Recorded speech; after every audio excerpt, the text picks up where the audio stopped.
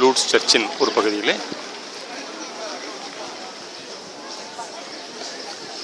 இந்த மக்கள் அனைவரும் வழிபாட்டிற்குரிய ஒரு இடமாக தேர்வு செய்து அந்த இடத்திலே இங்கே விளங்கி கொண்டிருக்கிற அன்னைக்கு மாதா காட்சி அளித்ததாக ஒரு ஐதீகத்தின் பேரிலே இந்த இடத்திலே தினந்தோறும் உலகம் முழுவதிலும் இருந்து பல்வேறு நாடுகளிலும் இருந்து வருகை புரிந்த பொதுமக்கள் இந்த இடத்தினை வந்து தரிசித்து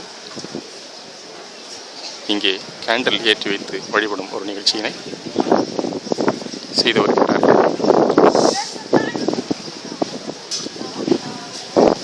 புனித அன்னைக்கு காட்சி தந்த இடத்தை காண்பதற்காக மக்கள் கூடியிருக்கின்றார்கள்.